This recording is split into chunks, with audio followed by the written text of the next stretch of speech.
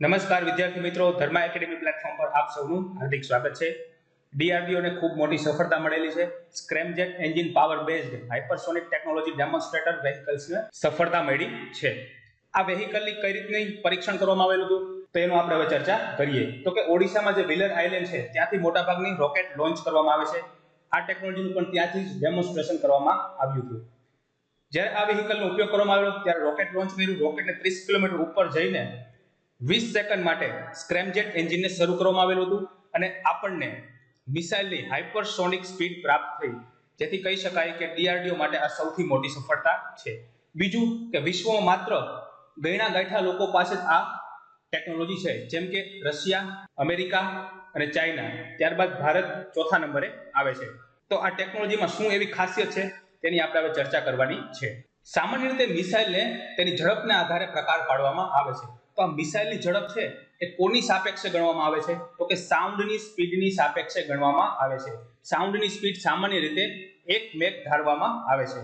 આ 1 મેકની જે સ્પીડ છે એને કહેવાય છે સાઉન્ડની સ્પીડ. હવે જો 1 મેક કરતા વધારે સ્પીડ હશે મિસાઇલની તો તેને કહેવાશે સુપરસોનિક મિસાઇલ, અને જો 5 મેક કરતા વધારે સ્પીડ હશે તો એમને કહેવાશે હાઇપરસોનિક મિસાઇલ, અને 1 મેક કરતા ઓછી સ્પીડ હશે તો એ આવશે સબસોનિક મિસાઇલ કેટેગરીમાં. તો આ ધ્વનિની સ્પીડને આધારે મિસાઇલના પ્રકાર પાડવામાં આવે છે. હવે પહેલો પ્રકાર છે સબસોનિક મિસાઇલ. જેની ગતિની વાત કરીએ તો આપણે હમણાં જોયું કે 1 મેક કરતા ઓછી સ્પીડ હોય એટલે કે સબસોનિક મિસાઇલ જેટલી પણ હશે એની સ્પીડ હશે 0.8 મેક. ઉદાહરણ તરીકે ભારતની લઈએ તો નિર્ભય ક્રૂઝ મિસાઇલ. હવે અહીં ક્રૂઝ કેમ લખેલું છે તો કે આ પૃથ્વીની સપાટીને સમાંતર ગતિ કરે છે. બીજું, નક્કી કરેલા લક્ષ્યાંકને ભેદવામાં આની શ્યોરિટી સૌથી વધારે છે, એટલા માટે આને કહેવાય છે નિર્ભય ક્રૂઝ મિસાઇલ. પરંતુ આ જેટલી પણ સબસોનિક મિસાઇલ હોય એ ડેવલપ કરવામાં ખૂબ જ સમય લાગે છે. ભારત પાસે એકમાત્ર નિર્ભય ક્રૂઝ મિસાઇલ છે, તેની આપણને પાર્શિયલી સફળતા મળેલી છે, જેમની રેન્જ છે 1000 કિલોમીટર. આ ઉપરાંત અમેરિકા પાસે પણ સબસોનિક મિસાઇલ છે જેનું નામ છે ટોમહોક મિસાઇલ. તો આપણને એક્ઝામ્પલ ખ્યાલ હોવા જોઈએ. બીજા નંબરે આવે છે સુપરસોનિક મિસાઇલ. તો તેની સ્પીડ કેટલી હશે તો કે 1 મેક થી વધારે અને 5 મેક થી ઓછી. એટલે કે આપણે જે બ્રહ્મોસ મિસાઇલ છે એ સુપરસોનિક ક્રૂઝ મિસાઇલ પણ કહેવાય છે, જેની સ્પીડ છે 2 થી 3 મેક સુધી. એમની રેન્જ છે 300 થી 500 કિલોમીટર સુધીની. અને આમાં રામજેટ એન્જિનનો ઉપયોગ કરેલો છે. તો રામજેટ એન્જિન અને સ્ક્રેમજેટ એન્જિન આ વચ્ચેનો તફાવત શું છે એનો પણ આપણે અભ્યાસ જરૂરી બની જાય છે. ત્રીજું છે હાઇપરસોનિક મિસાઇલ, જેની સ્પીડ હશે 5 મેક થી વધારે, એટલે આને કહેવાશે હાઇપરસોનિક મિસાઇલ.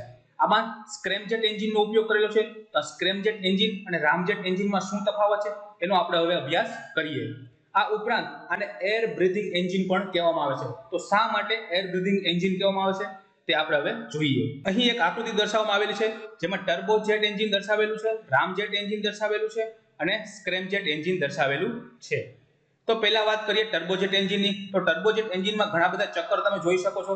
આ બધા કમ્પ્રેસર હોય જે હવાને કમ્પ્રેસ કરે છે અંદરની તરફ અને અહીંથી એક્ઝોસ્ટ કરે છે. તો આ ચક્ર હોવાને કારણે આની ગતિ વધારે હશે, પરિણામે તેમાંથી ઉષ્મા ઉત્પન્ન થાય છે, એટલે કે એન્જિન હીટ પકડી લે છે, એટલે એનું નિયમન કરવું પણ ખૂબ અઘરું છે. બીજું, ચક્ર ખૂબ ઝડપથી ફરતા હશે એટલે વાઇબ્રેશન પણ ક્રિએટ થાય છે, એના કારણે પણ આની એફિશિયન્સી ઘટી જાય છે. આ ઉપરાંત અવાજ પણ વધારે કરે છે.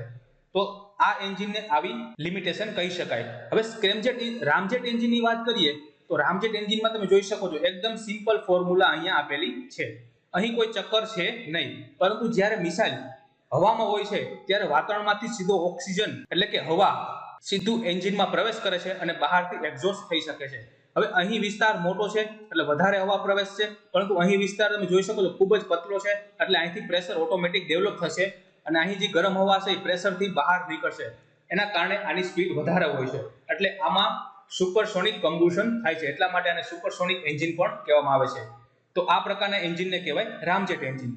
હવે ત્રીજા સ્ટેજની વાત કરીએ તો કે સ્ક્રેમજેટ એન્જિન છે.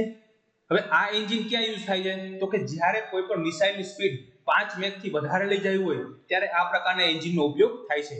અહીં તમે જોશો તો વધારે વિસ્તાર છે, અહીંથી હવા અંદર પ્રવેશશે, હવા હશે તો જ આપણે અંદર જે ફ્યુલ છે એને સળગાવી શકાશે. એટલે માનો કે મિસાઇલની ગતિ આ તરફ છે તો હવા અંદરની તરફ પ્રવેશશે અને અહીંથી એક્ઝોસ્ટ થઈને બહાર નીકળશે. એટલે જેટલો એક્ઝોસ્ટ થવાનો દર વધારે એટલી મિસાઇલને વધુ થ્રસ્ટ આપશે, પરિણામે ગતિ વધી જશે. એટલે આ પ્રકારના એન્જિનને કહેવાય છે સ્ક્રેમજેટ એન્જિન. ભારતને રામજેટ એન્જિનમાં પૂરતી સફળતા મળેલી છે. અત્યારે જે હાઇપરસોનિક ટેકનોલોજી ડેમોન્સ્ટ્રેશન સિસ્ટમ છે એ સ્ક્રેમજેટ એન્જિન બેઝ છે. એટલે કે જે મિસાઇલનું પરીક્ષણ કરવામાં આવેલું છે તેમાં સ્ક્રેમજેટ એન્જિન ટેકનોલોજીનો ઉપયોગ કરવામાં આવેલો છે.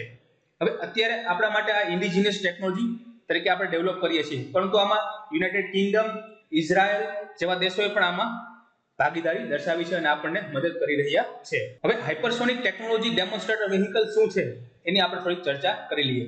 આ કોઈ મિસાઇલ નથી, આ એક વ્હીકલ છે જે અહીંયા આકૃતિમાં તમને દર્શાવેલું છે.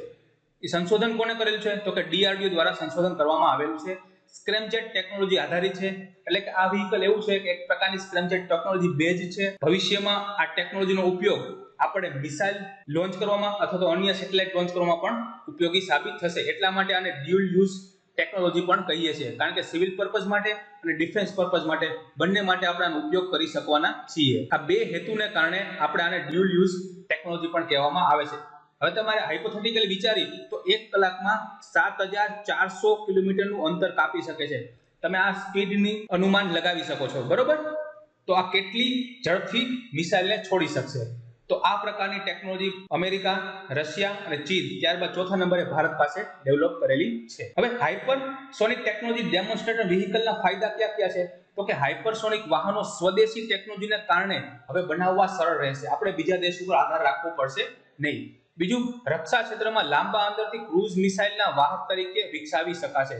એટલે કે આપણે લાંબા અંતરની કોઈ મિસાઇલ ડેવલપ કરવી હોય, ક્રૂઝ મિસાઇલનો વિકાસ કરવો હોય તો આ પ્રકારના એન્જિનથી આપણે હવે ડેવલપ કરી શકાશે. બીજું કે જેટલી સ્પીડ વધુ એટલું રડારમાં આવવાની સંભાવના વધુ. હવે હાઇપરસોનિક ટેકનોલોજી વાળી કોઈ પણ મિસાઇલ હોય તેની સ્પીડ વધારે હશે તો દુશ્મન દેશના રડારમાં પણ આવશે નહીં. તો આપણા માટે સૌથી મોટો ફાયદો થશે. ત્યારબાદ મિસાઇલ રક્ષણ પ્રણાલીમાં પણ ઘૂસવું સરળ બનશે. જેમ કે રશિયા પાસે S-400 મિસાઇલ રક્ષણ પ્રણાલી છે. તો આ રક્ષણ પ્રણાલી હોવા છતાં આપણી હાઇપરસોનિક ટેકનોલોજી ડેમોન્સ્ટ્રેશન વ્હીકલ દ્વારા જે લોન્ચ કરેલી મિસાઇલ હશે એ સરળતાથી એને ભેદી શકશે. એટલે કે S-400 ને મોકો જ નહીં આપે કે આપણી મિસાઇલને તોડી પાડી શકે. ત્યાં તો આપણે એની ઉપર ટાર્ગેટ કરી ચૂક્યા છીએ. આ ઉપરાંત અવકાશ ક્ષેત્રમાં ઓછી કિંમતના અને ઉચ્ચ કાર્યદક્ષતા વાળા ફરી ઉપયોગ કરી શકાય તેવા ઉપગ્રહ પણ બનાવી શકાશે. તો આ બધા હાઇપરસોનિક ટેકનોલોજી ડેમોન્સ્ટ્રેશન વ્હીકલના ફાયદા છે. ત્યારબાદ ઘણા બધા પડકાર પણ છે. આપણને ખબર છે જ્યારે હાઇપરસોનિક સ્પીડ હોય ત્યારે મિસાઇલની ગતિ કેટલી હશે? 6 થી 7 મેકની ઝડપ હશે. તો આવા સમયે ગરમી પણ વધુ ઉત્પન્ન થાય છે. તો આ ગરમીનું નિયમન કરવું પણ એક ખૂબ મોટો પડકાર છે. બીજું કે આ ટેકનોલોજીની કિંમત ખૂબ જ વધારે છે, એટલા માટે એફોર્ડ કરી શકાતી નથી. ત્રીજું કે આ ટેકનોલોજી અત્યારે આપણે રિસર્ચ ઓનગોઈંગ પ્રોજેક્ટ ઉપર છે. બીજું કે આ ટેકનોલોજીનું અત્યારે આપણે DRDO અંતર્ગત રિસર્ચ થઈ રહ્યું છે. હજી 3 થી 4 વર્ષ આ ટેકનોલોજીને ફૂલ પ્રૂફ રીતે ડેવલપ કરવામાં સમય લાગશે. તો આ ટેકનોલોજીનો પ્રશ્ન આવનારી ડિવાઇસો કે જીપીએસસી ની લેખિત પરીક્ષામાં હોઈ શકે તેવી સંભાવના ખરી. આ સફળતા DRDO માટે ખૂબ જ મોટી છે, એટલા માટે આ ટોપિક આપણા માટે ખૂબ જ આઈએમપી છે. અમારો આ વિડીયો તમને ગમ્યો હોય તો લાઈક કરો, શેર કરો, સબસ્ક્રાઇબ કરો. આ વિડીયોનું મટીરિયલ ટેલિગ્રામ ચેનલ ધર્મા એકેડેમી પર ઉપલબ્ધ છે. આ ઉપરાંત તમે ઇન્સ્ટાગ્રામ પેજ પણ લાઈક કરી શકો છો. ફેસબુક એકાઉન્ટમાં પણ તમે રિક્વેસ્ટ મોકલી અને ફેસબુક પેજને પણ લાઈક કરી શકો છો. ખૂબ ખૂબ આભાર.